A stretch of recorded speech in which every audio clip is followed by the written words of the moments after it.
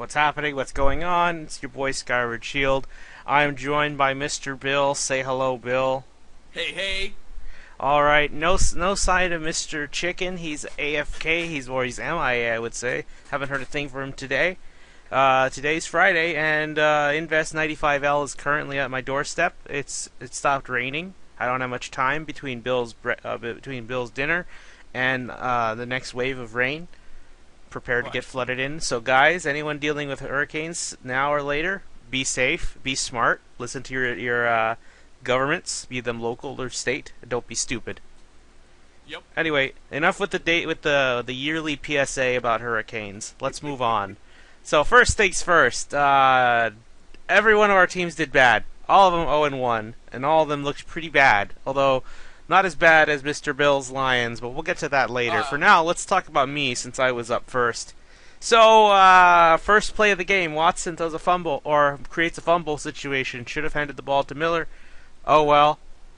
Patriots dominated. Their defense looks good, but their offense, I feel like their offense is still the same red flag as before, in my opinion. yep. They are too reliant on their running backs, and if they keep losing more, like they lost Jeremy Hill, who looked really good, but you can kind of see why Cincinnati let him go, since he's a bit of an injury risk. But Right. Mr. Bill, what were your thoughts on that game? Overall, I thought the biggest issue was Deshaun Watson. He looked horrible the entire game. Really, he was not playing very well, and his offensive line wasn't exactly helping him out either. Uh, the lone bright spot on offense was the running game with Lamar Miller, and otherwise it was pretty forgettable.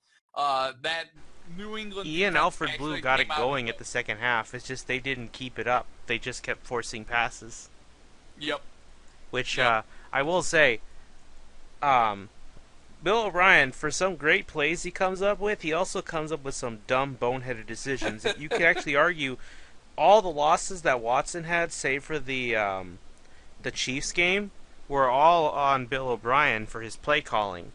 So there's a guy on Twitter who well documented a lot of questionable plays that may or may not have saved the game for the Texans, but Bill O'Brien made bad decisions, and that's where I'm just starting to bang the table for, hey, Tony Romo, can you get out of the press box and be our offensive coordinator? We could probably win a Super Bowl with your knowledge.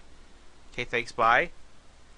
But anyway, I feel like Lamar Miller, Alfred Blue looked like a man on a mission because I thought he was actually at risk of getting kicked out of the team because he did not look yeah, so hot in the preseason. But hey, he's here. He's out to prove that yes, he is a reliable running back.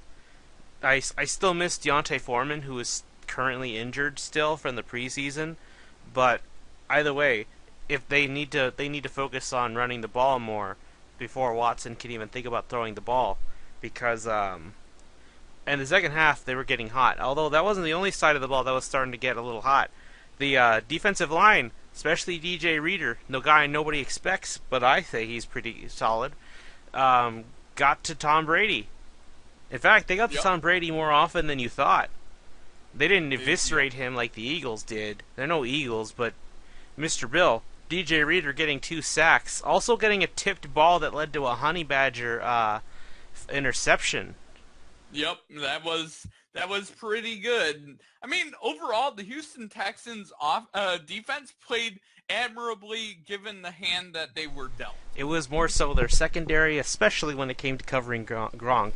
Kevin Johnson, who was out with a concussion again, he was like Honey Badger ripped him apart because of one play. They were arguing because Kevin Johnson did not listen to was not following orders, and that led to a Gronk touchdown. I think maybe twice where Gronk got really pivotal catches.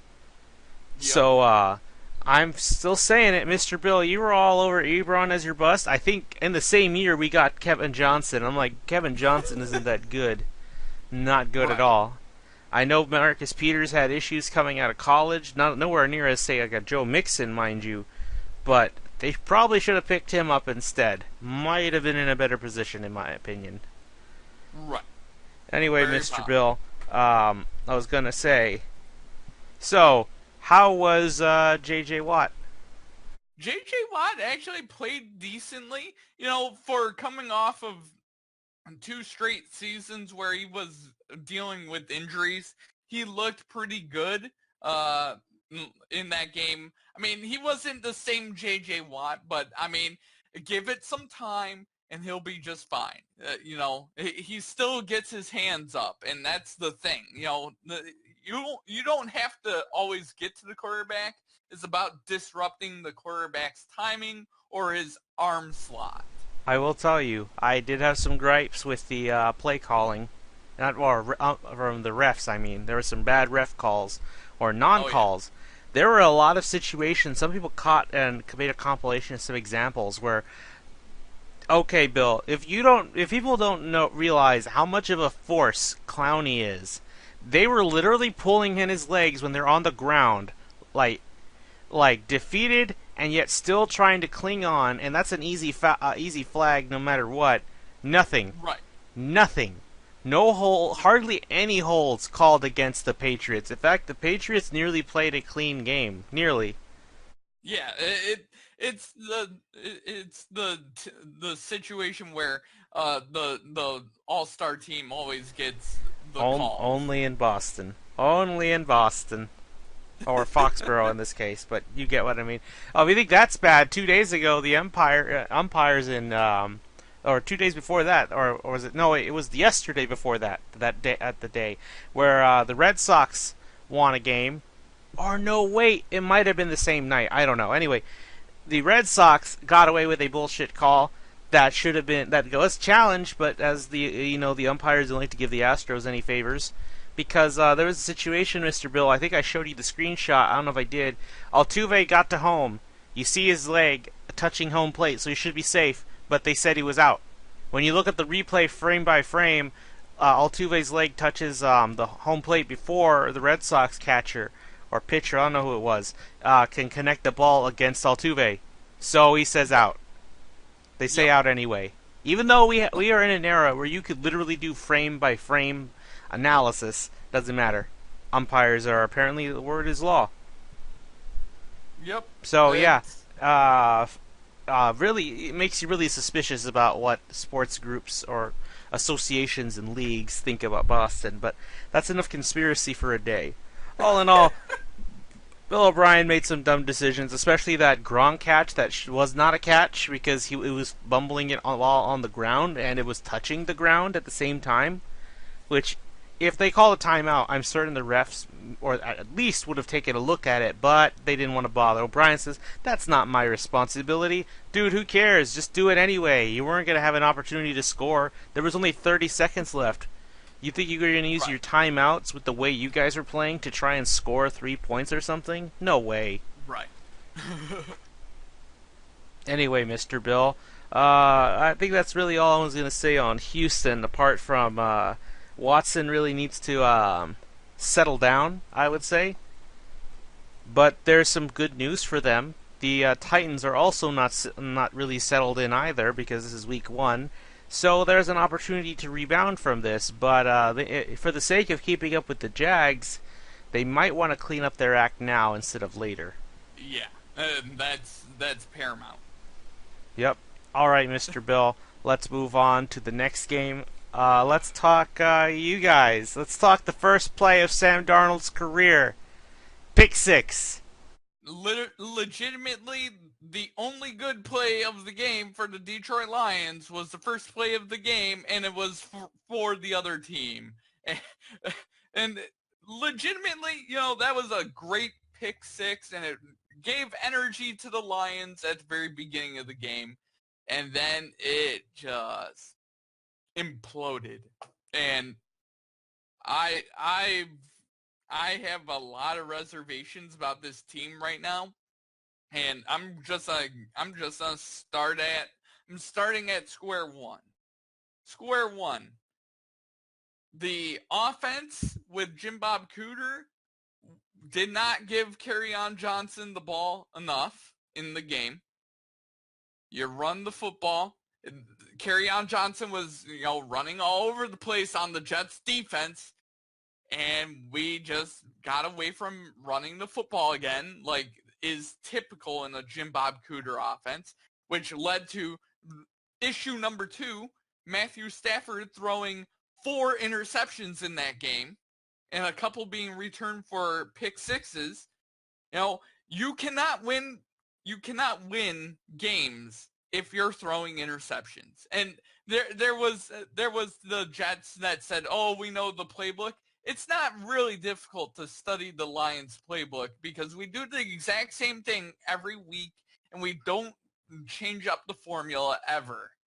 And that's endemic of what Jim Bob Cooter has done with our offense. And while I do like his offense, we need specific game plans for specific teams. And we did not run the ball uh, enough to satisfy me. The defense was out there way too often and way too much because the offense kept giving the ball away because we're throwing the football way too much. I mean, you had amazing energy in that crowd, and then it just got sucked out of there because the Lions played extremely poorly. You had Eminem there. You had Ninja, who was doing his thing. You had a bunch of people in Detroit. You know, it's a new day in Detroit. You know what I think about the Lions right now? They are, I'm picking against them every week until they show me that they deserve my support anymore. I've had enough of the 60 years of legitimate garbage from this team. Yeah, I will say, in my opinion, I it looked like the Jets were literally reading into what they were doing, like they knew what they were doing. It's almost, I wouldn't say suspicious, but it was almost eerie at how accurate they predicted Matt Stafford's moves. And also, Ziggy Ansah's hurt again. I'm not that which surprised. which which doesn't surprise me, and he needs to be cut immediately. I'm sorry. You already He re-signed him, dude. You're stuck with him. he is legit. They just, as with any contract in the NFL, any contract in the NFL is null and void practically. You know, but I mean, literally, the Lions, that game, after we started out 7-0 in the lead, here's the score after that. 48-10 to a team that was supposed to go 0-16. I think it was That like is 48, unacceptable. 48 to 17, actually. They did score a Yeah. touchdown with Golden Tate. Yeah, no. What I'm saying is, after we scored our first touchdown, it was 48-10 the rest of the way through the Oh, game. you were outscored 48-10. Yep. Yes. That's And yikes. The funny that thing is, is, before that you tied the game 17-17 apiece, and yet yeah, it was, then that's when it fell, and it fell it hard. was, it was close all the way through the game, and then the third quarter happened, and we pulled a reverse Patriots, aka we made adjustments and they didn't work. It just it was embarrassing. It was literally embarrassing to watch that. Yeah, that looked. You people left that game, and within reason. I don't blame them at all. That was There embarrassing. there was That's gonna be memorized in Detroit lore, especially if Matt Patricia doesn't do anything with this in the future to rectify it. well, here's the sort of here's just an indication of how Detroit feels about the Lions. And there was a poll the day after the game on Tuesday from a local news station that goes, you know, how did you feel about the Lions? And one of the choices was the team, the team's going in the right direction, or the Lion. Or one of the options was same old Lions, and the option same old Lions won. And that's the exact thing. That's the sort of apathy we have for this team. This team is every year, it's the same old bullshit. Yeah, I'm sorry. I don't mean to say bullshit, but that's how we feel about it. Yep. I'm not surprised. Detroit sports have been in a rut for so long. Now you have absolutely nothing to be excited for. Lions? Pistons are I don't know garbage. how to Red feel Wings about are that. garbage. Tigers? It's already done. Tigers are garbage, and the Lions, who were supposed to be this year's saving grace, are a complete joke. The Pistons are falling into mediocrity once more. Even the Red Wings are done. Their dynasty is over. Yep, it's done. Detroit sports, literally, here's what Detroit sports is right now: a paper bag over your head. That's what it is. Pretty sure people are going to start bringing paper bags to these next games. I mean, at this point, I'm embarrassed for myself to even have picked uh, for the Lions over the New York Jets. Everyone was picking the Jets. Oh, I'm gonna pick the Detroit Lions because they gotta beat this team. Nope, they got embarrassed, and I'm embarrassed for myself for even believing in this team. Yep. All right then, Mr. Bill. Do you have anything else you want to add to this game? Uh, the only thing I'm gonna add to this game is that it was a train wreck, and it can only get better from here, hopefully. Yeah, I hope so, Bill, for your sake. But anyway, Mr. Bill, the fact that they lost a game they should have won easily is either A, the Jets are better than we all thought, or B, the Lions are a lot worse, and the pundits may have been onto something when they weren't thinking they were that good. But anyway, Bill, let's move on. Any other games you want to mention? There is one game. The Obviously, the one that surprised everyone the entire weekend, and was the Cleveland Browns Pittsburgh Steelers game. And man, we were close. We were close. I was close to getting but also, by the way, guys, or you and Chicken, I'm gonna let Chicken know about this too. That's a loss for everybody. Everyone lost that Yep. one because you have to predict a tie specifically. I'm not Right. adding a tie onto our thing and let that stick forever. I'm not. It's complicating things. Yeah. So it's You a know loss for what? everybody. You know what we here at the Pick Six podcast don't believe in? Ties. That's a stain on the NFL. Literally, they should just give it to the kickers and have a kickoff after I was gonna a say certain just point. do what high school does. Give people 4 downs, give them a chance to score, give the other team a chance to score. They fuck up too bad, but if it's the other way around, then the second team that has the opportunity to score something, they win. But you can't Yeah, score field goals. No field goals. That's easy at that point. well, and here's the issue with that is they're looking at player safety and not wanting to have any more hits than possible if they add in stuff like that. So, like a kickoff, that would be a more limited type thing, and you wouldn't be having as much physical contact compared to, running another overtime or that sort of style stuff. Well, it did test out the new rules, so that was a shorter overtime frame, right? 5 minutes. Yep. Yep. Who knows? They might have been able to do something if they had the full time, but they didn't give them the full time. So rip the dream. And I, Either way, I was. Bill, here's some takeaways from that game. The Browns didn't lose, so the losing streak is over, but the no win streak continues. And guess what that means? That fridge with all the Bud Light, it says when Cleveland wins, you win. It remains locked.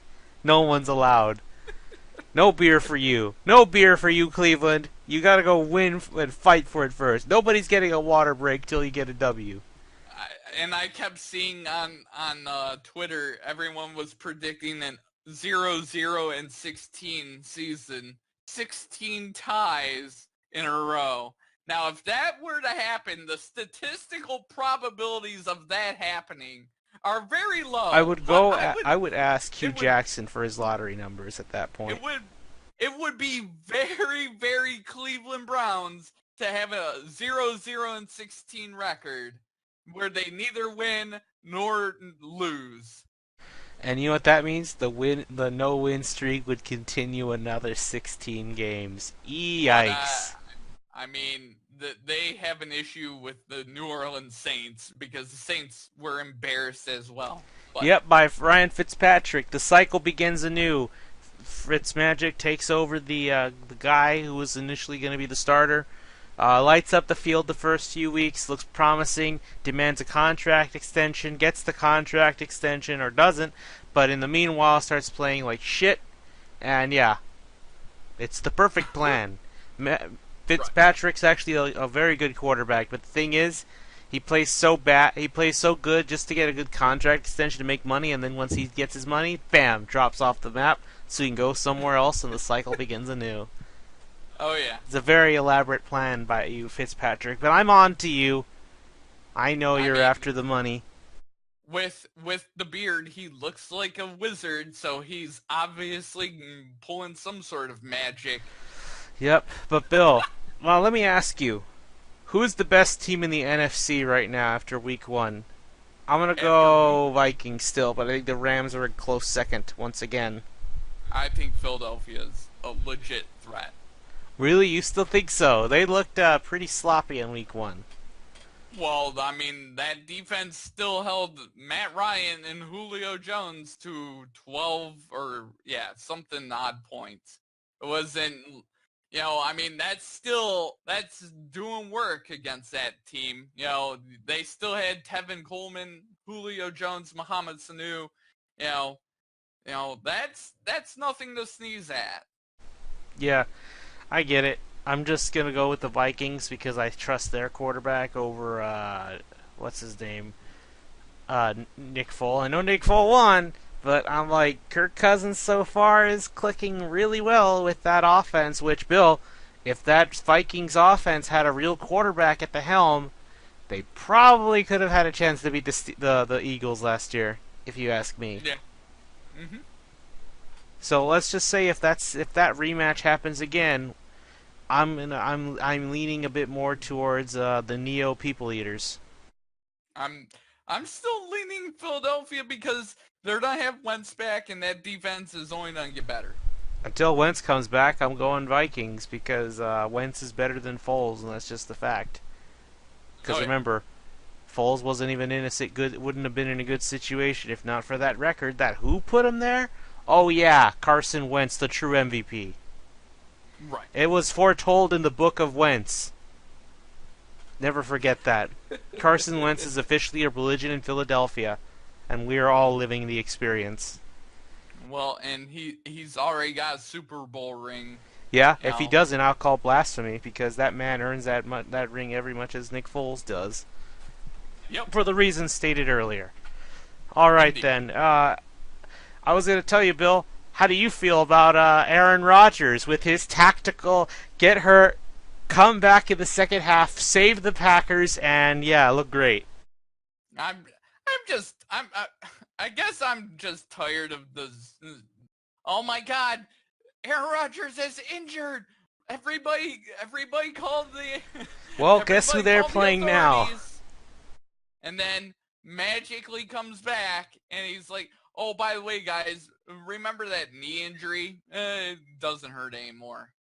I'm now walking, and I'm coming out the tunnel. I'm gonna be like waving to the crowd in Lambeau and be like, "Hey, I'm back! Yay!" Oh, So Bill, tired I of that I have a duff suggestion garbage. for an alteration for the picks. Which, speaking of, Bill, are you ready for the pick six segment? I am ready for the pick six segment. Bill, I have an addendum. I would Okay. like to make a request for a change because I just realized there may be a game that's better than even Patriots Jaguars, Okay. Vikings Packers in Lambeau. Ooh. Ooh. What Okay. better way, Mr. Bill? What better way for Kirk Cousins to put his money where his What? mouth is than to beat the so-called GOAT, the King of the North, as Dave Damashek puts it? Okay. So which game are we gonna get rid of? The Patriots Jags. Okay. You want to go for that? Yeah, I'm fine with All that. right then, Bill. Start us off with the first game on our list then. All right. So the first game on our list is the Houston Texans at the Tennessee Titans.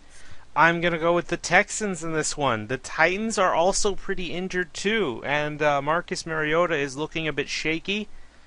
So, what better opportunity to recover from that horrible loss in New England than to go and take on the Titans and Mike Vrabel?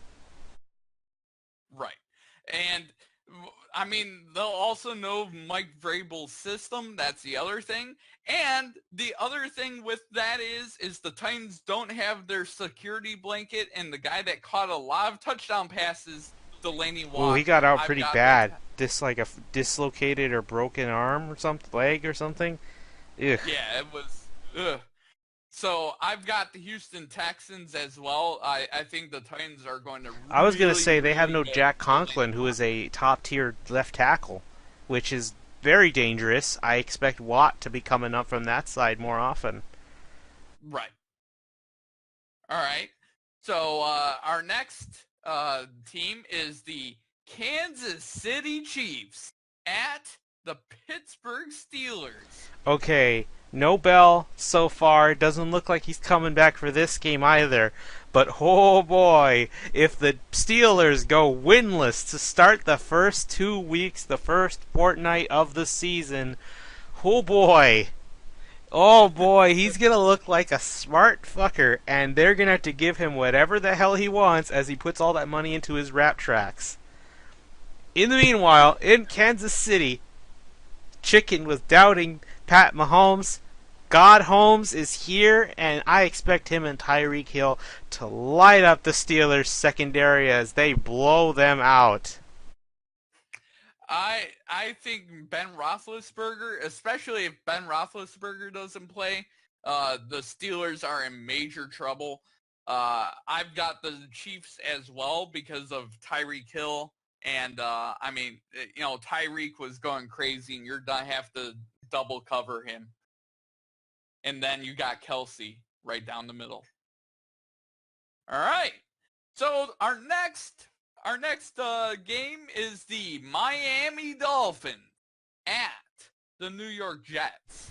Imagine 3 of the 4 AFC East teams are 1-0, except for one team further north. But I did not expect this one, but I like to have one of those weird surprise games, either one that looks incredibly lopsided, or one with 2 teams that are underrated. And I guess so far you could say these 2 are underrated. Do I expect the Dolphins to be great? No. But the Jets. Sorry, Mr. Bill. They lit up your boys, and now they are on here because of it. I'm going to go with the Jets, Jets, Jets, Jets. Hashtag scam for Sam may throw 2 to 3 more touchdowns. This game should be close, if you ask me. And see, I disagree. I think Ryan Tannehill is going to be a more steady quarterback, and I think that team's going to be a little bit more steady under his leadership. And I've got the Miami Dolphins beating the Jets at home. All right.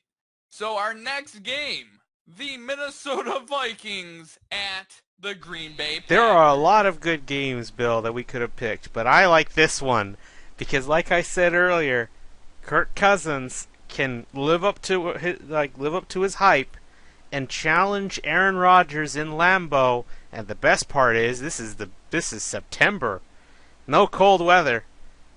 So I'm gonna go with the Vikings because, Mr. Bill, the Vikings defense is overwhelming. I expect them to swarm Aaron Rodgers, who was also getting destroyed by Khalil Mack. Barring any Aaron Rodgers miracle, which if he pulls it off against this team, I swear to God, he's out to do this against. He would have done it against every single NFC North team. Now that would be the full set. Did it to the I, Lions back when you guys had Sue. He did it to the Bears last week. And now he could do it to the Vikings, but I'm going to go with Minnesota. can we just for a second just say how bad the Packers were looking in the first half of last week's game against Chicago?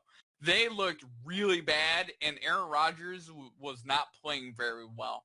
So, and to extrapolate that to this game, I think the Vikings play a full 60-minute game. They have a better team on both sides of the football. And yes, on offense, they're a better team than the Green Bay Packers.